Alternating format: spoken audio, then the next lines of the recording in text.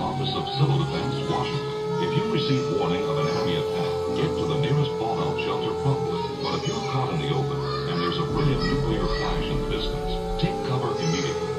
Even miles away, you may be exposed within seconds to a searing heat wave from the explosion, followed by a blast wave and flying debris.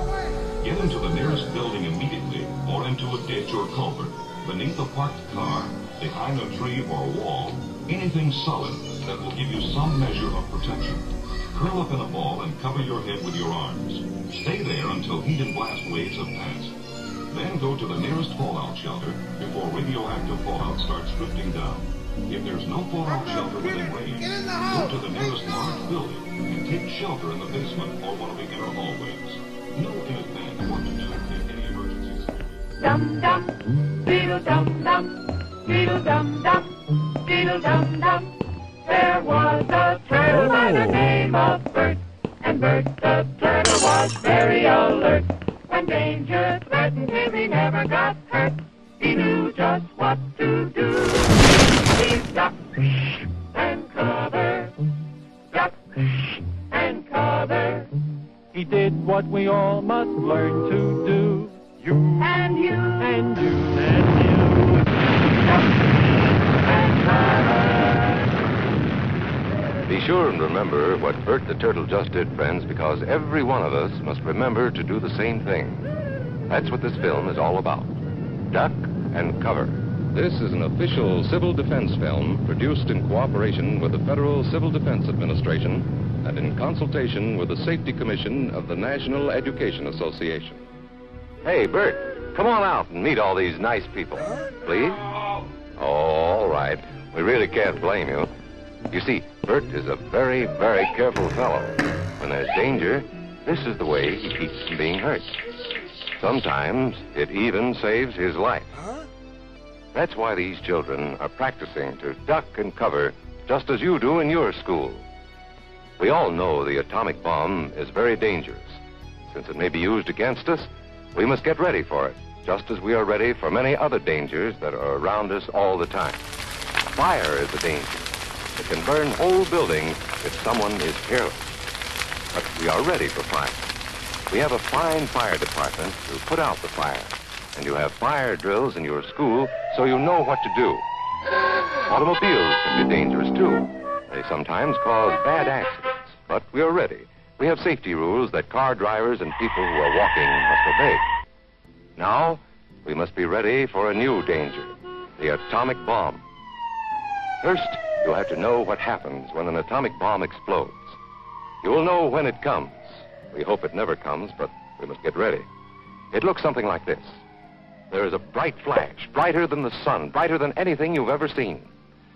If you were not ready and did not know what to do, it could hurt you in different ways. It could knock you down hard or throw you against a tree or a wall. It is such a big explosion, it can smash in buildings and knock signboards over and break windows all over town. But if you duck and cover like Bert, you will be much safer. You know how bad sunburn can feel. The atomic bomb flash could burn you worse than a terrible sunburn, especially where you're not covered. Now, you and I don't have shells to crawl into like Bert the Turtle, so we have to cover up in our own way. First, you duck, and then you cover. And very tightly, you cover the back of your neck, your face. Duck and cover underneath a table or desk or anything else close by. In Betty's school, they are talking about the atomic bomb, too. Betty is asking her teacher, how can we tell when the atomic bomb may explode? And her teacher is explaining that there are two kinds of attack, with warning and without any warning. We think that most of the time we will be warned before the bomb explodes, so there will be time for us to get into our homes, schools, or some other safe place. Our civil defense workers and our men in uniform will do everything they can to warn us before enemy planes can bring a bomb near us. You may be in your schoolyard playing when the signal comes. That signal means to stop whatever you are doing and get to the nearest safe place fast. Always remember, the flash of an atomic bomb can come at any time, no matter where you may be. You might be out playing at home when the warning comes. Then be sure to get into the house fast, where your parents have fixed a safe place for you to go. If you are not close to home when you hear the warning, go to the nearest safe cover. Know where you are to go, or ask an older person to help you. You know the places marked with the S sign? They're safe places to go when you hear the alarm. If there is a warning, you will hear it before the bomb explodes. But sometimes, and this is very, very important, sometimes the bomb might explode without any warning. Then the first thing we would know about it would be the flash. That means duck and cover fast, wherever you are. There's no time to look around or wait. Be like Bert. When there is a flash, duck and cover, and do it fast. Here are some older boys showing what to do if the flash comes when you are not in the classroom. This is what to do if you should be in a corridor. You duck and cover tight against the wall this way. Remember to keep your face and the back of your neck covered tightly. Try to fall away from windows or doors with glass in them. Then, if the glass breaks and flies through the air, it won't cut you. You might be eating your lunch when the flash comes. Duck and cover under the table. Then, if the explosion makes anything in the room fall down, it can't fall on you. Getting ready means we will all have to be able to take care of ourselves. The bomb might explode when there are no grown-ups near. Paul and Patty know this, and they're always ready to take care of themselves. Here they are on their way to school on a beautiful spring day. But no matter where they go or what they do, they always try to remember what to do if the atom bomb explodes right then. It's a bomb. Duck and cover. Paul and Patty know what to do. Paul covered the back of his head so that he wouldn't be burned, and Patty covered herself with the coat she was carrying. They knew how to duck and cover. They acted right away when the flash came. If they had been at this doorway when the bomb flashed, Paul and Patty would have ducked and covered this way, like this girl. Heavy doorways are a good place to duck and cover. She will be safer, too. Here's Tony going to his Cub Scout meeting. Tony knows the bomb can explode any time of the year, day or night. He is ready for it. Duck and cover. Atta boy, Tony. That flash means act fast. Tony knows that it helps to get to any kind of cover. This wall was close by, so that's where he ducked and covered. Tony knew what to do.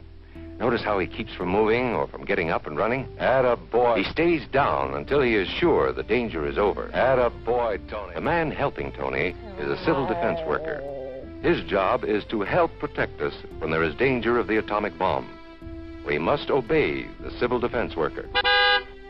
We must know how to duck and cover in the school bus or in any other bus or streetcar. Duck. Duck and cover. Don't wait. Duck away from the windows fast. The glass may break and fly through the air and cut you. Sundays, holidays, vacation time, we must be ready every day, all the time, to do the right thing if the atomic bomb explodes. Duck and cover. This family knows what to do, just as your own family should. They know that even a thin cloth helps protect them. Even a newspaper can save you from a bad burn. But the most important thing of all is to duck and cover yourself, especially where your clothes do not cover you. No matter where we live, in the city or the country, we must be ready all the time for the atomic bomb. Duck and cover. That's the first thing to do, duck and cover. The next important thing to do after that is to stay covered until the danger is over. Yes, we must all get ready now, so we know how to save ourselves if the atomic bomb ever explodes near us. If you do not know just what to do, ask your teacher when this film is over. Discuss what you could do in different places if a bomb explodes. Older people will help us as they always do, but there might not be any grown-ups around when the bomb explodes. Then, you're on your own. Remember what to do, friends. Now tell me right out loud. What are you supposed to do when you see the flash? From your local civil defense office.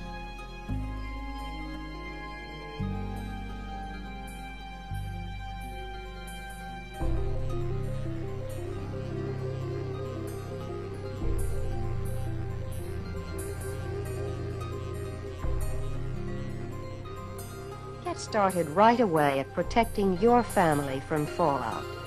Plans for approved shelters are available from your civil defense officials. Some of the shelters you can build yourself. The more elaborate models can be undertaken by a contractor.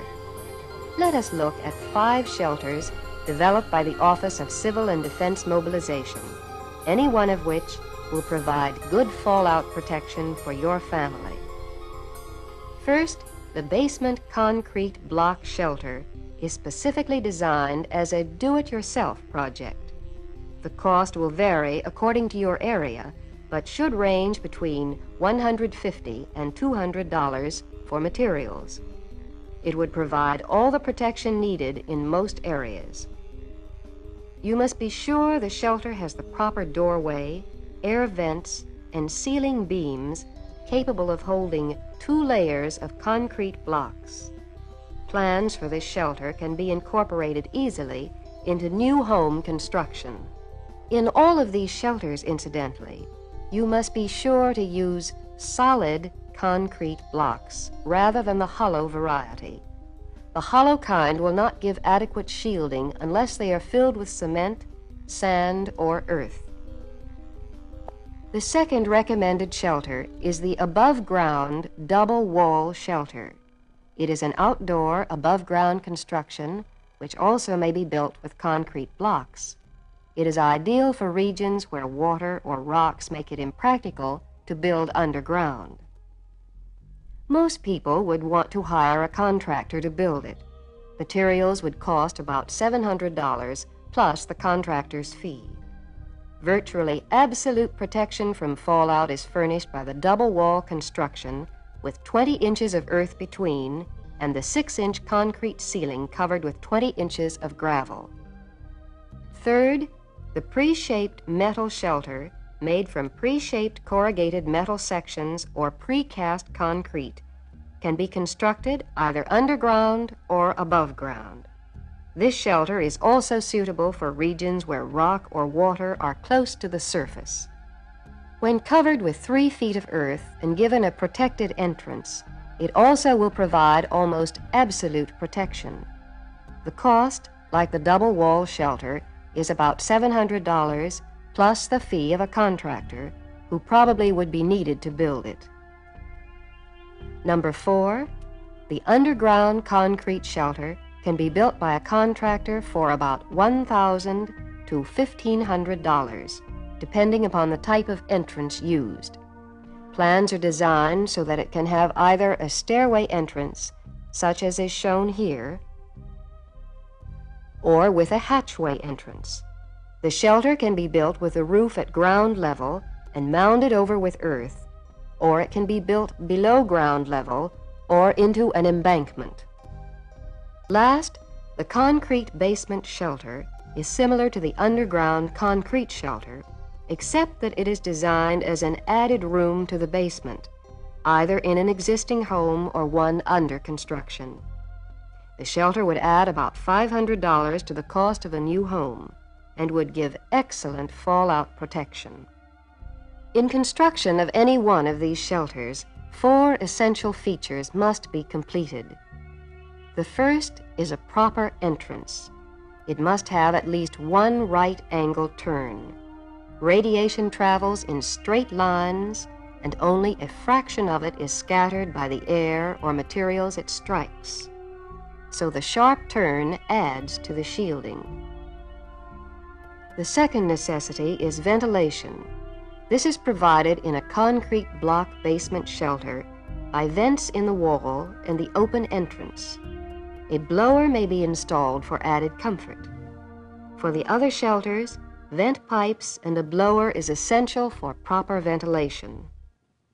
Good radio reception is the next essential. The shielding will cut it down. As soon as the shelter is completed, check the radio reception capabilities. It probably will be necessary to install an outside antenna to receive Conelrad broadcasts. Light is Dad's department. The Civil Defense Shelter booklet will show him how to fix a simple electrical system. This will furnish adequate low-level light if you have a spare battery. You will also want a flashlight or electric lantern for brighter light as needed.